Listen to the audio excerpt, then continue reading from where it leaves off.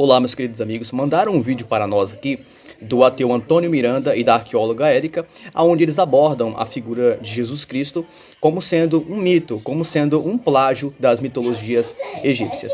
Então nós iremos fazer uma abordagem sobre o vídeo e nós iremos tecer alguns comentários e fazer algumas correções no vídeo, ok? Então vamos à nossa reação de hoje.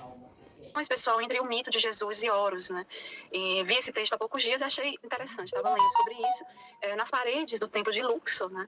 Que, como eu já falei, a antiga Tebas, né? Que foi capital dos faraós em seu auge, pode ser visto tanto a anunciação como a concepção, o nascimento e a adoração ao bebê Horus, o filho da virgem Ísis, que teria sido o intermediário entre Deus e os humanos, né? A mesma história de Jesus no Novo Testamento, né? E na primeira cena, a Anunciação, Nef, né, que seria tipo o anjo da Anunciação, o espírito, o Mercúrio lunar, que no cristianismo virou o anjo Gabriel. Ele saúda Ísis e anuncia que ela conceberá e dará à luz a um filho de Deus que deverá se chamar Horus. E isso também é, né, muito parecido com a história lá do Jesus contada na Bíblia. E aí tem a concepção, o nascimento, e o espírito Nef, ele engravida Ísis, e desta união celestial nasceu o bebê Deus Horus, que seria o filho de Ísis com o morto Osíris. Osíris já está... Pelo que vocês e eu podemos perceber do vídeo, ela está fazendo uma comparação entre Jesus Cristo e o Horus da mitologia egípcia. E eu digo isso porque não existe nada nas histórias egípcias que confirme a comparação que ela está fazendo entre Horus e Jesus Cristo.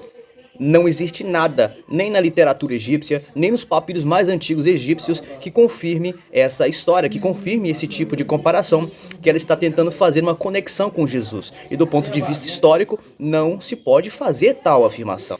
O que nós não podemos esquecer dessa história, o que nós não podemos descartar dessa história, é que a Ísis, ela se autofecundou com o esperma do seu marido que já estava morto. O que a arqueóloga Érica e os outros estudiosos estão fazendo é tentando, com toda a força, tentar fazer com que as histórias sejam parecidas.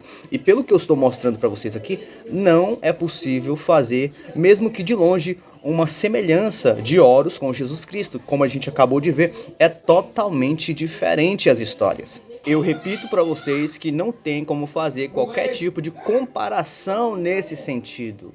A própria narrativa da gravidez dela, como quem participou, quem estava depois e o que aconteceu, são totalmente fantasiosas quando comparadas à gravidez de Maria, a mãe de Jesus. Então, quando você faz uma análise das perspectivas, das narrativas, por exemplo, de Ísis e de a mãe de Jesus, você vai perceber que não tem como ter qualquer tipo de semelhança. Qualquer tipo de semelhança que você tente fazer é um esforço gigantesco. E do meu ponto de vista, como especialista em ciências da religião, especialista também em teologia, eu digo que não é possível fazer esse tipo de conexão. E qualquer pessoa que tente fazer esse tipo de conexão, eu creio que não seria possível, ok? E quando eu falo isso para vocês, eu não falo sozinho. Eu falo com base em pesquisas. Existem artigos, existem programas de pesquisas, como por exemplo, que vão concordar com aquilo que eu estou falando, como o eFarsas, como o Antigo Egito, como o Wikipédia, como o História do Mundo, que vão confirmar exatamente aquilo que eu estou falando.